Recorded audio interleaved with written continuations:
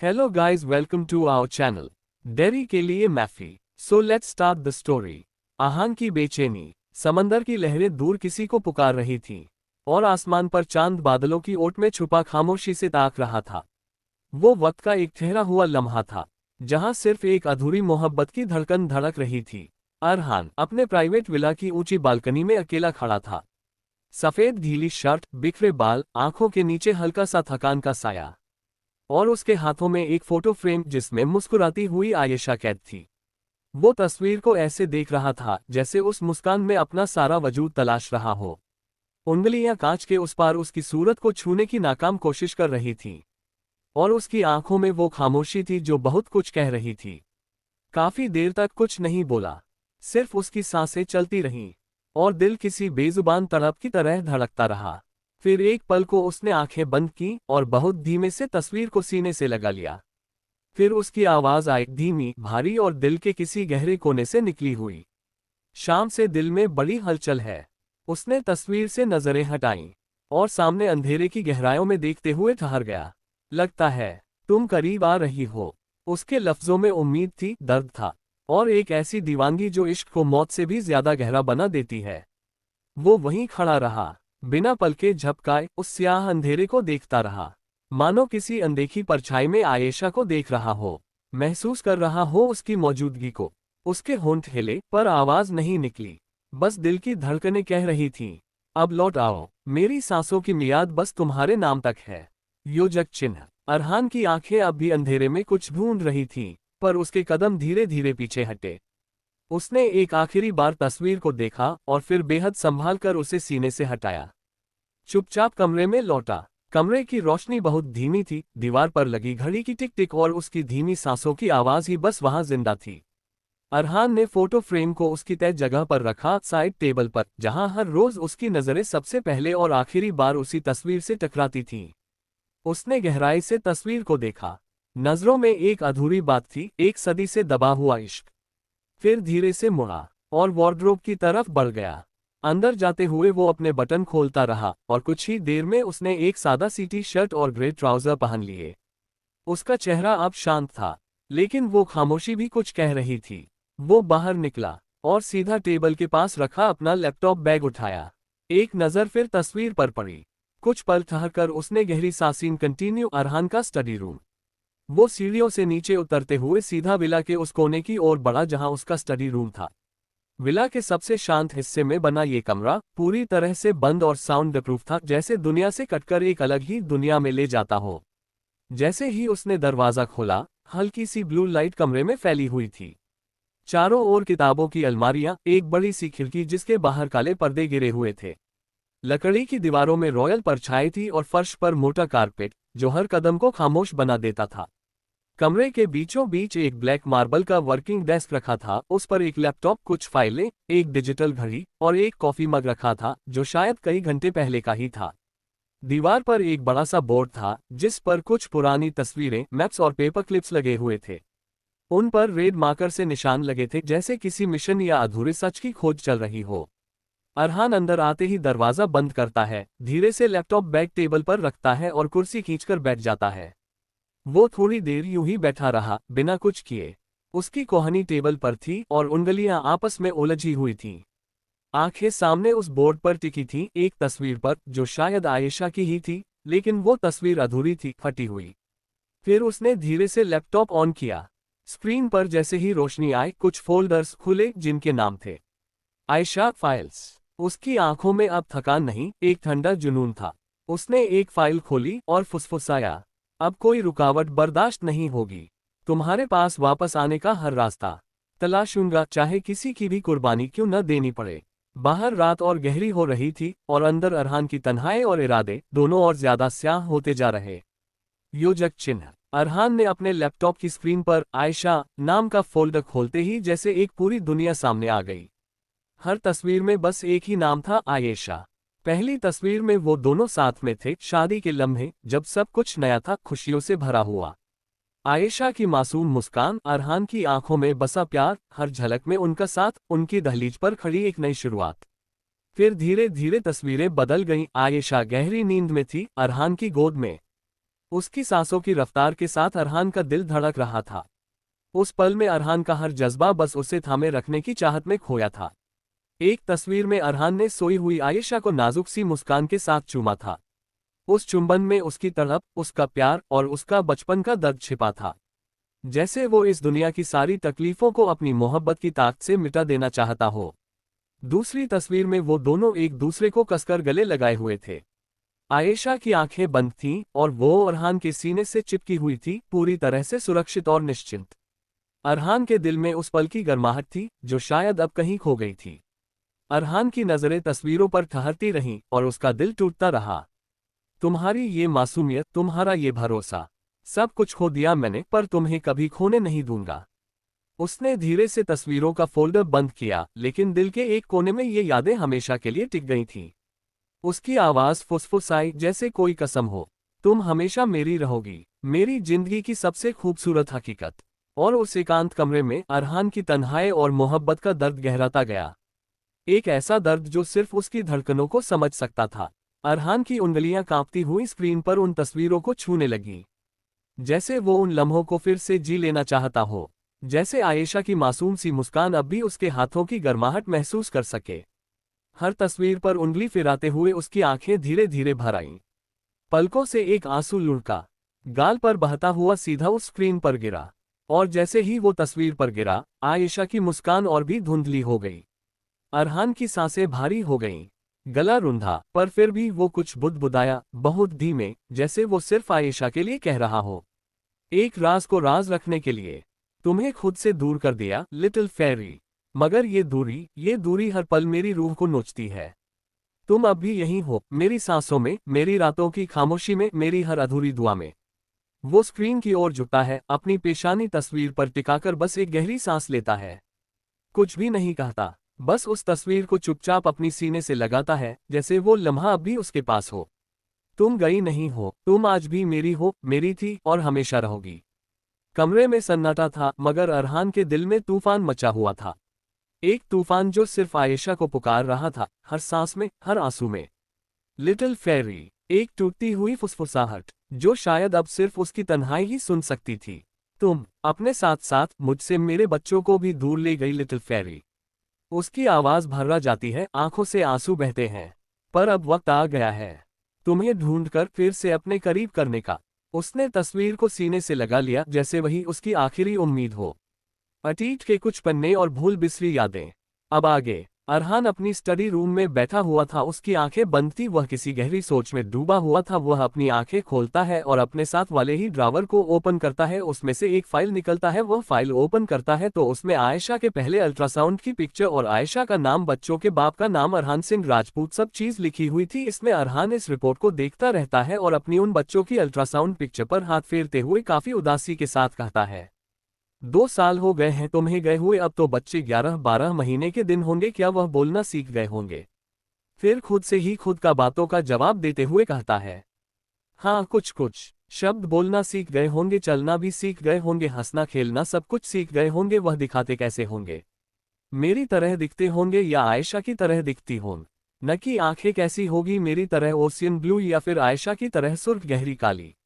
वह अपनी ही बात पर मुस्कुरा देता है और आंखें बंद करके गहरी सांस लेता है कि तभी उसकी आंखों में जो आंसू ठहरे हुए थे वह अपना सफर तय करके गालों तक आ जाते हैं। अरहान अपनी आंखें खोलता है और अपनी आंखों में आंसू लिए बेहद उदासी के साथ कहता है, मैंने एक राज को राज रखने के लिए तुम्हें हमेशा के लिए खो दिया बीवी, तुम्हारे साथ साथ अपने बच्चों को भी खो दिया।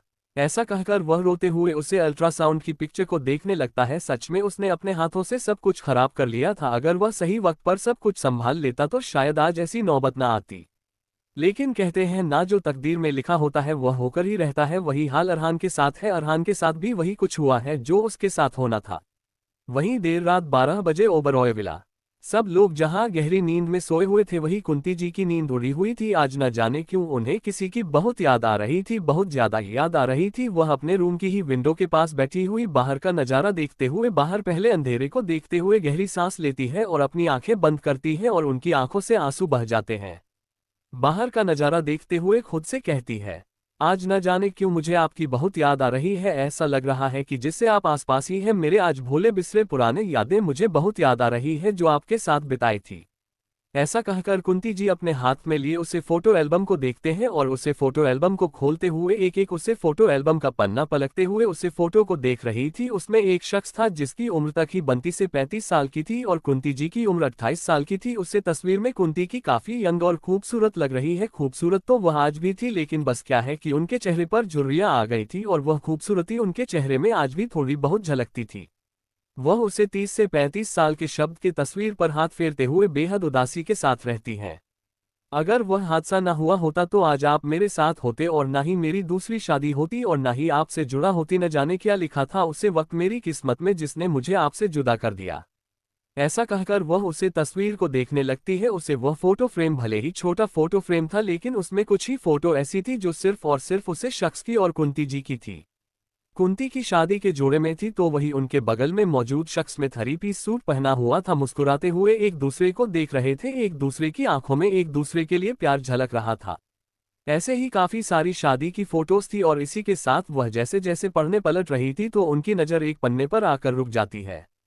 उसे पाने पर फोटो थी कुंती जी और इस शख्स की। उनके हाथ में दो बच्चे थे जो जुड़वा थे और दोनों एक ही आगे के थे। लगभग 6 से 7 महीने के बच्चे होंगे दोनों। एक बच्चा कुंती जी के हाथ में था तो एक बच्चा उसे शख्स के हाथ में था और दोनों ही बच्चे लड़के थे, क्योंकि उन्होंने लड़कों वाले कपड़े पहने थे।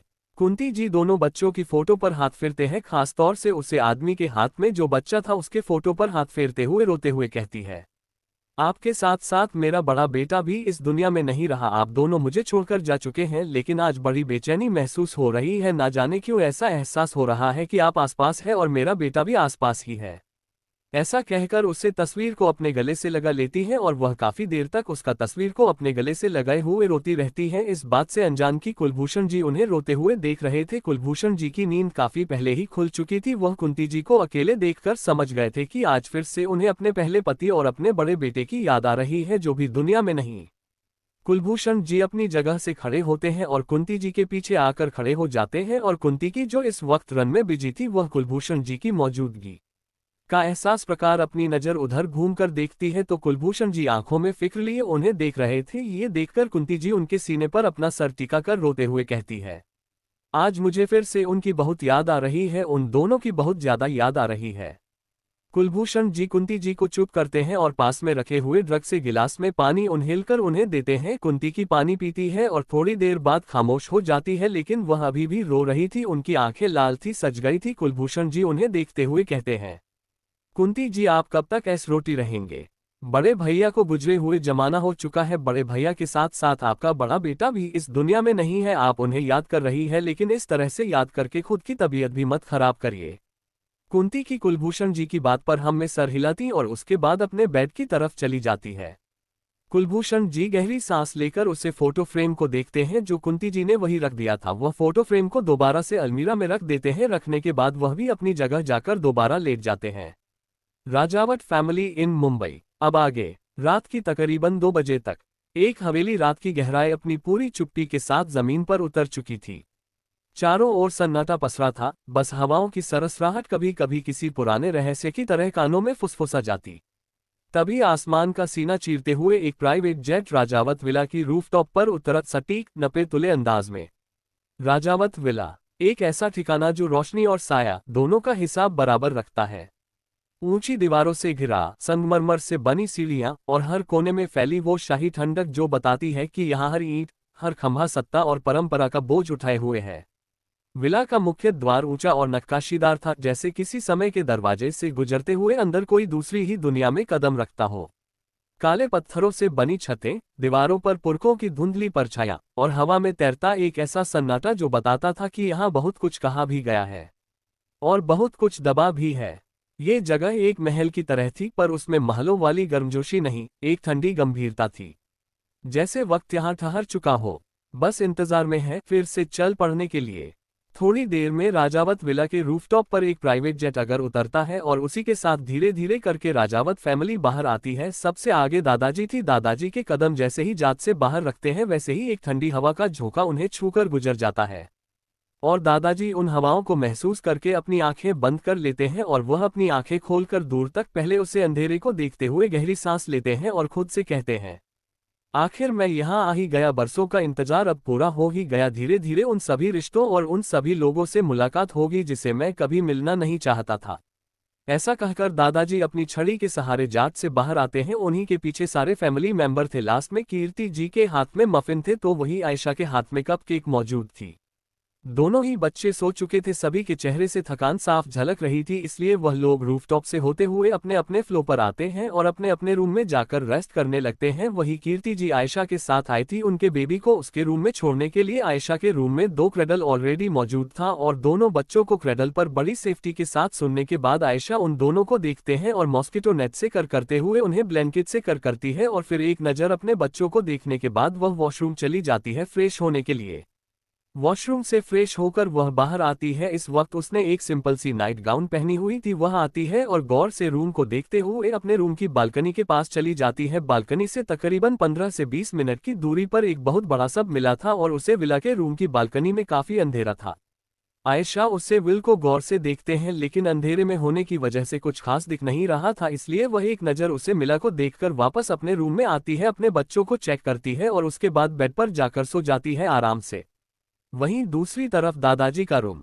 दादाजी इस वक्त अपने रूम में मौजूद थे और वह रूम को बड़ी बारीकी के साथ देख रहे थे। उनकी खामोश नजरें सब कुछ बयां कर रही थी। वह एक जगह पर खड़े होकर उसे रूम को देख रहे थे और उसके बाद अपने रूम से होते हुए वह अपने रूम की विंडो के पास आते हैं। वह ग्लास विंडो से होते हुए रूम की बालकनी पर आते हैं। हालांकि वह फर्स्ट फ्लोर ही था लेकिन फिर भी उससे रूम में एक बालकनी थी और बालकनी से होकर कम 3 से 4 सीढ़ियां थी और नीचे गार्डन बना हुआ था। दादाजी उससे बालकनी में खड़े होकर उसे गहरे अंधेरे को देख रहे थे। उसे गहरे अंधेरे को देखते हुए दादाजी किसी सच में खोए हुए थे कि तभी उनके पीछे से अनुप्रिया की आती है और उनके कंधे पर हाथ रखती है। दादाजी अनुप्रिया जी के एहसास को पकड़ पीछे पलटकर देखते हैं तो दादी जी मुस्कुराते हुए खड़ी थी। दादाजी उनको मुस्कुराते हुए देखकर उनके चेहरे पर भी हल्की मुस्कुराहट आ जाती है और वह दोबारा उसे अंधेरे को देखने लगते हैं तो दादी जी उनके बगल में आकर खड़ी हो जाती है और एक नज़र उनको देखकर वह भी सामने पहले अंधेरे को देखते हुए कहती है, क्या सोच रहे हैं? दादाजी उनकी तरफ देखते हैं और फिर गहरी सांस लेकर कहते हैं, वही जो हमेशा से सोचता है। सोचा नहीं था कि कभी मुलाकात होगी लेकिन देखो उनसे मुलाकात जल्दी होगी। दादी जी दादाजी की बात सुनकर गहरी सांस लेती है और फिर खामोशी से उसे पहले अंधेरे को देखते हैं। दादाजी पलटकर अपनी रूम की तरफ चले जाते हैं। दादी जी भी एक नज़र उन्हें देखकर गहरी सांस लेती है और फिर वापस अपने रूम की तरफ वह भी चली जाती है और दोनों ही अपने कपड़े चेंज करके बेड पर सो जाते हैं आराम से। अगली सुबह। आज ये सुबह सबकी जिंदगी में नया रंग लाने वाली थी। आज की यह सुबह किसी की जिंदगी में खुशियां तो किसी की जिंदगी में एक नई दस्तक देने वाली थी। खैर अपने डेली रूटीन को फॉलो करते हुए आयशा उठ जाती है और उसके साथ साथ उसके बच्चे भी उठ जाते हैं और वही रोज का डेली रूटीन फॉलो करते हुए आयशा मफिन और कपकेक को लेकर नीचे दादी जी और माँ के पास जाती है। दोनों ही मिलकर मफिन और कपकेक की मालिश करते हैं और उसके बाद उसे शावर देकर कपड़ा चेंज करते हैं। ऐसा भी अपना ब्रेकफास्ट करके रेडी हो जाती है यहाँ की ब्रांच को देखने के लिए। और शाम को सारे इवेंट होने वाले थे। फैशन वीक के साथ साथ बिजनेस वुमेन का भी अवार्ड मिलने वाला था आज, इसलिए सब कुछ शाम को होने वाला था। तैयारी। ए फ्लैट आगे। ओबरॉय कंपनी के बाहर एक के बाद एक 4 से 5 गाड़ियां आकर रुकती हैं। 2 गाड़ी में से प्रियम और आकाश अर्नव निकलते हैं। तीनों ने इस वक्त बिजनेस सूट पहना हुआ था। जहां प्रियम ने डार्क ब्लू कलर का पहना था बिजनेस सूट, वही आकाश में ग्रे कलर का पहना था। अर्नव ने डार्क ब्राउन कलर का बिजनेस सूट पहना हुआ था। तीनों अपने एटीट्यूड के साथ घर से उतरकर लिफ्ट की तरफ कदम बढ़ा देते हैं। एक एक करके वह तीनों अपने फ्लो पर चले जाते हैं और थोड़ी देर में उनकी मीटिंग होने वाली थी। उनके पर्सनल असिस्टेंट उनके साथ थे, मीटिंग की अपडेट दे रहे थे। आकाश और प्रियम मीटिंग करने वाले थे तो वही अर्नव आज शाम में होने वाले फैशन वीक की प्रेजेंटेशन देखने वाला था कि आखिर उन लोगों की तैयारी पूरी तरह से है या अभी भी कुछ बाकी है। अर्नव अपने कदम एक कॉरिडोर से होते हुए अपने कदम एक बड़े से हॉल की तरफ बढ़ा देता है। वह पूरा हॉल ग्लास वॉल से बना हुआ था। वह हर तरह के डिजाइन किए गए गाउन एंड ड्रेस रखे हुए थे। उन्हीं के बीच 2-4 लोग थे और उनके बीच एक लड़की थी जिसकी उम्र तकरीबन 27 साल की। उसका नाम काशवी था। रंग गोरा, लंबे बाल और चेहरे पर हल्की मुस्कुराहट जो उसे और भी खूबसूरत बनती थी। उसकी आंखों का रंग भी ब्लू कलर का था। अर्नव अपने कदम जैसे ही उसे हाल में रखता है तो सभी की नजरें अर्नव पर ठहर जाती है। डार्क ब्राउन कलर के बिजनेस सूट में अर्नव बेहद आकर्षक लग रहा था। काशवी जब अर्नव को देखते हैं तो मुस्कुराते हुए अपनी जगह से खड़ी होकर उसके पास जाकर गले लग जाती है। अर्नव भी उसे अपने गले लगाकर गुड मॉर्निंग विश करता है तो काशी भी खुश हो जाती है और कश्मीर को देखते हुए अर्नव कहता है, सारी तैयारी हो गई, तुमने अपनी ड्रेस देख ली है ना, डिसाइड कर लेना कि तुम क्या करने वाली हो फैशन शो में। अर्नव का सवाल सुनकर काशवी उसको मुस्कुराते हुए देखते हैं और उसकी बातों का जवाब देते हुए कहती है, हाँ बिल्कुल, मैंने सारी चीज देख ली है और सब कुछ परफेक्ट है, तुम टेंशन मत लो। काशवी की बात सुनकर अर्नव राहत की सांस लेता है, क्योंकि कशवी को जल्दी कुछ चीज पसंद नहीं आती थी और यही वजह थी कि अर्नव परेशान था कि कशवी ड्रेस सेलेक्ट की होगी कि नहीं। लेकिन यहाँ आकर उसकी सारी टेंशन दूर हो चुकी थी, क्योंकि काशवी ने सारी ड्रेस जो पहनने वाली थी वह सभी सेलेक्ट कर ली थी। अगर पता ना हो तो बता देते हैं, काशवी राजपूत फैमिली की बेटी है, और अगर कोई कंफ्यूजन हो तो हम फिर से राजपूत फैमिली का इंट्रोडक्शन दे देते हैं आप सबको।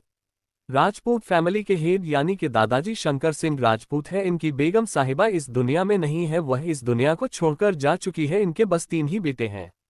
सबसे बड़े बेटे हैं अभिजीत जी, उनकी बीवी है सोनम जी। इनके 2 बेटे हैं अरहान और आदित्य। अरहान की उम्र 31 साल है, आदित्य की उम्र 29 साल है। और अरहान तो हमारा हीरो है। शंकर जी के दूसरे बेटे हैं अभिराम जी और उनकी बीवी है साधना जी।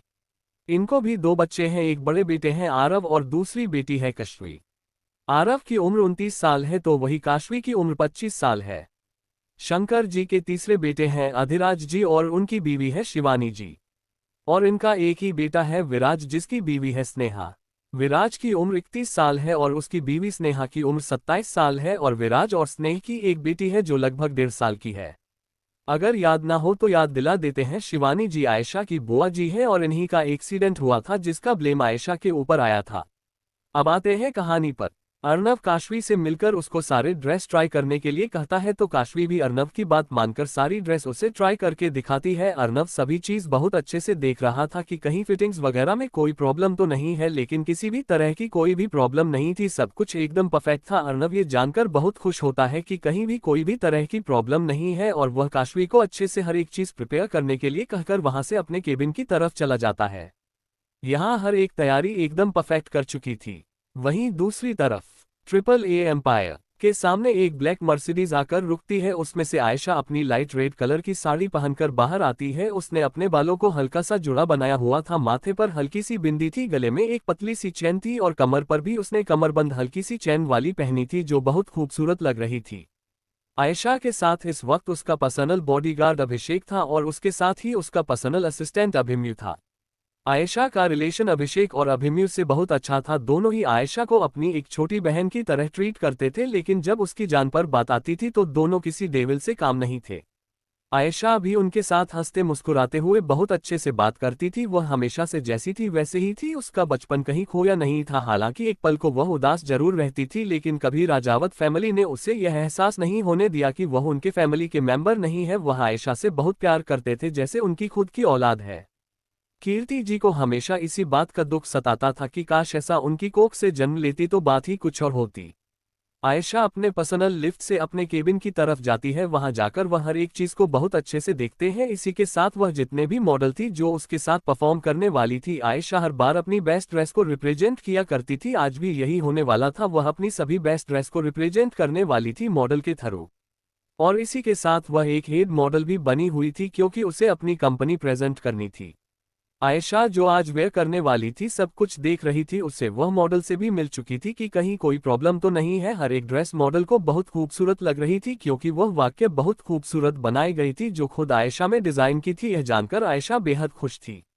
खैर इसी तरह दिन बीत जाता है, शाम का वक्त हो जाता है। शाम के 5 बजे थे कि आयशा अपनी कंपनी से निकालकर अपने घर की तरफ चली जाती है। उसके साथ अभिषेक और अभिमन्यु भी आए हुए थे। हाल में आकर दोनों बैठ जाते हैं। हालांकि वह दोनों अनाथ जरूर थे, लेकिन राजावत फैमिली ने उन्हें अपने बेटों की तरह ही ट्रीट किया था। अब सब रेडी होने लगे थे। इसी तरह वक्त बिता शाम के 7 बजे चुके थे। Oberoi and Khurana banquet hall, ये दोनों फैमिली का बहुत बड़ा बैंक्वेट हॉल था। यहीं पर उसे award show and fashion show होने वाला था। यह मुंबई का सबसे बड़ा बैंक्वेट हॉल था। यहाँ की हर एक चीज बहुत अच्छी से सजाई गई थी, बहुत अच्छी डेकोरेशन हुई थी। थोड़ी देर में सभी करके गेस्ट आने लगे थे। धीरे धीरे करके सारे गेस्ट आ चुके थे। अब किसी का इंतजार था तो वह थे Rajput family and Oberoi family and Rajawat family. बाहर एंट्रेंस गेट पर काफी सारी मीडिया इकट्ठा हुई थी, सिर्फ एक फोटो लेने के लिए ये दोनों फैमिली की। सबसे पहले ओबरॉय फैमिली के हेड यानी कि कुलभूषण जी और कुंती जी की कर इंटर होती है बैंक्वेट हॉल में, और इसी के बाद एक और कर इंटर होती है जिसमें से प्रथम साक्षी जी बाहर आते हैं। इसी के बाद एक और कर इंटर होती है जिसमें से शैलेश जी और सुनंदा की बाहर आती है। इसी के बाद एक एक करके कर और इंटर होती है जिसमें से प्रियम, आकाश और अर्नव तीनों एक साथ बाहर आते हैं। सभी मीडिया वाले ओबरॉय फैमिली की फोटो क्लिक कर रहे थे और ओबरॉय फैमिली एक नज़र सबको देखकर बैंक्वेट हॉल के अंदर चली जाती है। एक बार फिर से गाड़ियों का शोर गूंजता है और अब बारी थी राजपूत फैमिली की। सबसे पहले शंकर सिंह राजपूत बाहर आते हैं अपनी कर से, उसके बाद एक और कर आती है जिसमें से अभिजीत जी, सोनम जी बाहर आते हैं। एक एक करके सभी कपल बाहर आ रहे थे। अभिराम की साधना जी, अभिराज जी, शिवानी जी अपनी अपनी कर से बाहर आते हैं। एक कर में आरव बाहर आते हैं। कुछ देर बाद एक और कर आती है जिसमें सिर्फ विराज अपने कोट के बटन ठीक करते हुए बाहर आता है। उसी के साथ स्नेह और उसकी 1.5 साल की बेटी बाहर आते हैं। उसी के बाद एक और कर इंटर करती है जिसमें से आदित्य और सोनाक्षी बाहर आते हैं जिनके हाथ में इस वक्त 1 साल का बेबी अंश था। इसी के साथ एक और कर आकर रुकती है। सभी ने एक जैसे कपड़े पहने थे, मतलब जहां जेंट्स ने बिजनेस सूट यानी कि टैक्सीडो सूट पहना हुआ था वही औरतों ने साड़ियां पहनी थी। वहीं दूसरी तरफ राजपूत विला में सब लोग रेडी हो चुके थे, लेकिन अगर कोई नहीं जा रहा था तो वह थे दादाजी और दादी जी, जो हमारे मफिन एंड कप केक की देखभाल के लिए रुकने वाले थे। खैर दादाजी का वैसे भी मन नहीं था वहां जाने का और दादाजी की वजह से दादी जी भी नहीं जा रही थी, क्योंकि वह दादाजी की हालत को बहुत अच्छे से समझ रही थी, इसलिए दादाजी और दादी जी घर पर रुकने वाले थे। बाकी सभी लोग रेडी हो चुके थे, एक एक करके जाने लगे थे। आयशा ने अपने दादाजी को मनाने की काफी कोशिश की, लेकिन दादाजी ने ये कहकर मना कर दिया कि उनकी तबीयत ठीक नहीं है, इसलिए वह नहीं जाना चाहते। दादाजी को आयशा ने भी ज्यादा फोर्स नहीं किया, वह भी दादाजी का ख्याल रखना को बोलकर अभिषेक और अभिमन्यु के साथ निकल जाती है। प्लीज रिव्यू जरूर से क्रियन एंड लाइक कमेंट भी करे। आज के लिए इतना। हाय दोस्तों, मिलते हैं नेक्स्ट चैप्टर में। Thanks for watching my friends, next episode come soon, take care, bye.